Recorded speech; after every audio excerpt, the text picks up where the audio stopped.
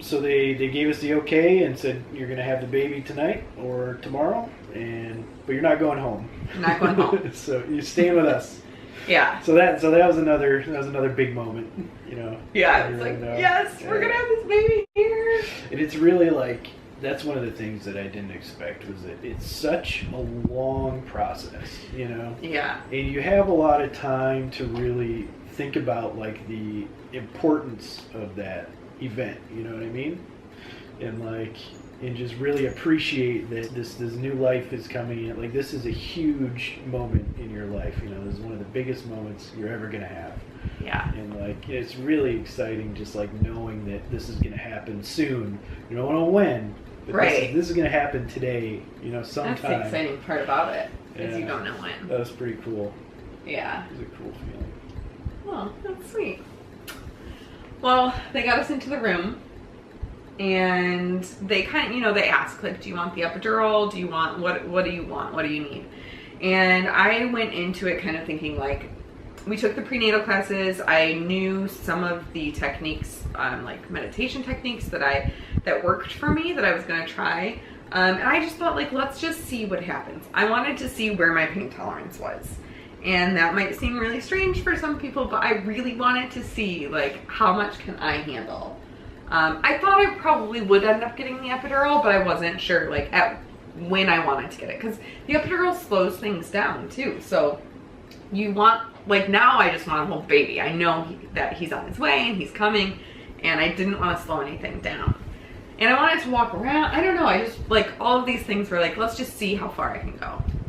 So I was like in and out of the bathtub. They had bathtubs there, and like the warm, cooling bathtub felt so good just to go in and out of, and like kind of hang out there, and I would like breathe through contractions there. I also used the ball a lot too. Yep, the ball was big, and you also just kind of walked around a lot. I mean, it was, at that point you could still walk around, and you didn't really want to be laying down. I remember that. Yeah. Yeah, it wasn't really comfortable to lay down, and every single time a contraction would come, like when they started to get pretty intense, I would go to my happy place, and my happy place happens to be Water Island, Honeymoon Beach. It's a happy place. It's a really happy place, and I would just imagine I was like laying on this raft in the water, and that actually really helped me somehow, like escaping to somewhere else in my brain. It's amazing what your brain can do. I thought I did a pretty good job. And then things got real. I think I went back into the bathtub and I was like, this isn't helping anymore. And then I was on the ball and I'm like, this isn't helping anymore. And I told Matt, and you did exactly what I asked. Before we went through this whole thing, I said, when I ask for the epidural, just say, can you give me 5 more minutes? This was another technique. We went through a really good childbirth class. Prenatal class, yeah. Prenatal class. But it was focused on natural childbirth. So, yeah. You know, that was sort of like the ideal situation, but right. we weren't 100. You know, we didn't, at least. Well, I didn't have strong feelings about it because I wasn't having a baby, but I don't know how. But I said, like, I wanted to see how far my body could get. Yeah. And I might have pushed it a little too far. But we were never completely closed off from the idea of epidural. Yeah. So Adrienne made it really far. She did a great job. She was really, I mean, it was an amazing thing, you know, to watch. It was, you know, I'm sure incredibly painful, but she was very, very focused, very calm, very, it's just, you know, you could tell though that you were in a different place, you know what I mean? Like something kicked in, you know, so some sort of like those instincts, like those natural motherly. It must have been, you know, whatever hormones or whatever's happening in your body. You just like, you know, you were totally in the zone. You know, just like ready to go. Yeah. Well, things got real, and I kept asking, and Matt kept saying, "Give me 5 more minutes. Give me 5 more minutes." And I was like, "Okay, yeah, I can do 5 more minutes," because there's a little bit of reprieve, right, in between contractions still. And then they were on top of each other, and there was no, I couldn't get a handle on it, and I felt totally out of control. It was terrible. That was about the time. Yeah, so I looked at Matt, and he said, as he had before, he said, give me 5 more minutes, Adrian. And I looked at him and I was like, I've already given you 5 minutes. Like, I'm not giving you any more minutes. I'm done. Get the epidural right now. The nurse was in the room and she was like, I'm just gonna go see if we can find him. I'm just gonna go, just in case. So it was like 7 a.m. at this point. And it had been like 5 hours, yeah. Yeah, it had been 5 hours and I had progressed. So at this point, I'm like 8 centimeters. Was my body going through this transitional period of labor? Because I was like, it was one on top of the other. And I knew that the transition period is supposed to be the shortest period of labor, but I just couldn't handle it. And I was so tired. Mind you, we'd had 2 hours of sleep maybe that night. Yeah. And I knew if I didn't sleep, I wasn't gonna be able to push this baby out. And that's why I wanted the epidural. Yeah. I remember I was exhausted and I wasn't even, doing anything.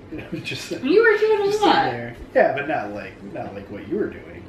7 o'clock hits, that's when I asked for it. It's like the change of the guard. So all the staff is sort of changing over at this point. And I'm literally on all fours on the bed, like trying to just go into a place, into a zone. I'm trying to think of Water Island and Honeymoon Beach, and I'm trying to like be in this other place, and I just couldn't. And people are coming in and out of the room, and I have no idea who they are. There are all these brand new people. And the new nurse that was taking over, I was so grateful for her, because she just grabbed me and she said, Adrian, look at me. Just look at me and say, ow, ow, ow, ow. And that's all I needed, was someone to lock eyes with me and like, this is what we're doing for right now. This is what we're doing until the epidural comes. Yeah. And I was out of ideas at that point. And, whatever I was doing wasn't working anymore, and so she came in at the exact right moment. Oh my gosh, I'm like, so grateful for her. And course, you did a really great job. You did all of the things that we talked about. Yeah, I'm just saying, like, I mean, she's a pro, Yeah. She came in right at the right time and knew exactly what to say and exactly what to do. And, yeah, she knew where I was and what I needed. So I was so thankful for her. And then the anesthesiologist was in. We knew a couple other anesthesiologists on the team. And yes. So, we kind of had some mutual. We dropped their names, had a nice chat. Did some name dropping, yeah. He hooked me up big time. And we just fell asleep. Both of us. Yeah. I couldn't believe it. For like at least 3 hours. It was incredible, because within the span of probably half an hour, you went from being completely inconsolable, in pain and, just completely, floored by what's going on, to sleeping, It was amazing. But things really changed at that point. Like the whole experience, I think, for us changed at that point. And at that point, it was really, it was more about being there and enjoying it a little bit more. I don't know if enjoying it is the best word, but like at least you had a minute. We fell asleep for a while. Yeah, and, Matt and I both fell asleep, which is exactly what we needed, and that allowed time. Like, I think at that point my body was at, I was 10 centimeters dilated. The water had definitely broken, and they were just waiting for the baby to come down. Yeah, and so the nurse would come in every half an hour, I think, or sooner than that. No, maybe about every half hour. And just check on us and make sure everything was okay. But it was a much more, the intensity level had really it really come down. Maybe that's what I was trying to say. The intensity level had come down a lot, and I think there was a little bit of space to breathe and to kind of think things through. Yeah, people left the room. They just let us, it was great. So we slept, and we kind of, at this point, it's like 8 o'clock in the morning. I remember 8 o'clock in the morning was when we sent out text messages to family members, like, hey, I'm in the hospital. Yeah, we didn't text anybody overnight. No, because we knew I didn't really want anyone else in the room either. I just wanted it to be Matt. Yeah. So even though family was close, we knew they would come like as soon as the baby was born. But I just, we wanted it to just be us in the room when he was born. And we had already had that conversation, which is probably also important for new parents. That's Have true. that conversation beforehand so that nobody has other expectations, you know.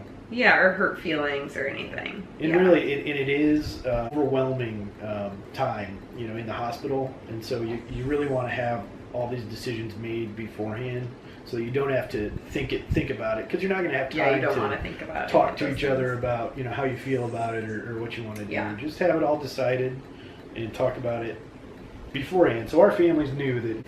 So it was 8 o'clock in the morning. I was supposed to go to a bridal shower that day. It was Amanda's bridal shower. She's in a vlog. I'll link it down below. And I jokingly said, like, I'll be there tomorrow unless I'm having a baby. So I sent a message like, hey, I can't make it. I'm having a baby. Yeah, so that was kind of cool. Like, we told everyone that was happening, but like then we went silent because we fell asleep. Yeah. The nurse wanted to go to lunch. That makes it sound bad. It wasn't. She wasn't trying to duck out. She's just like, hey, you know, she'd been with us all morning, and you know, she's like, I can either take my lunch break now, or you know, we're waiting until. Yeah, she was just seeing how things were. So I told her to She was go to actually, lunch. it was very considerate. Yeah, it was like, go to lunch. I'll go back to sleep. So I was kind of like, get out of here. I want to go back to sleep. So fell back asleep. She comes in after lunch, and she's like, you know what? Let's just try pushing. Let's just give a good push and let's see where he is, see how things are going. See how the pushing is gonna go. So I'm like, all right. We get all set up. I push and she says, okay, stop. I have to get the doctor. And I was like, oh my gosh, that means he is right here. Like, it is game time. I got really excited then. Do you remember that? Yeah. Were you scared? Yeah. You were. Were you scared? No, I was excited. You know, after all of this, like, he's finally gonna be here, and you kind of like looking at the clock, like, I wonder what time he's gonna be born. Yeah.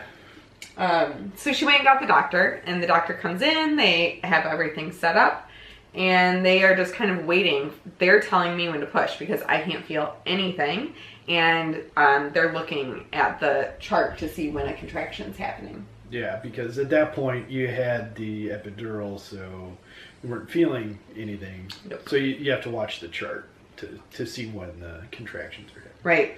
Right. So they tell me to go ahead and push, and I pushed. You did something right. Yeah, because 2 more pushes, and he was out. It was out. That was it. So after 12 hours... It was almost 12 hours exactly. Yeah, after 12 hours. Then 12 hours and 2 minutes. Yep, the doctor came in and 3 pushes? 3 pushes total, yeah. And there was the Westman. There he was. They brought him out and they put him right on my chest, and he Yeah. just laid there for like 2 hours, and he came out with this full head of what I thought was like jet black hair. That's pretty surprising. I don't think neither one of us expected that. No, not at all. Oh my gosh, but it was so cool, like, to see him and to finally hold him. And we did a lot of skin to skin, and then Matt even did some skin to skin too. And we were just waiting in labor and delivery. We were, you know, at this point you're just like enjoying the baby. And we had told family, like, he's here, you guys can come on over. And I don't know what happened after that. Like, Yeah, that part is kind of a blur. that whole just after he was born. I mean, I remember the skin to skin stuff and just kind of like, you know, just like staring at him and like, you know, he's so small and like but so like it's something you can't explain, you know. Yeah. Like the first time you see him. yeah. And, 6 pounds, 14 ounces, and I think 20 inches long.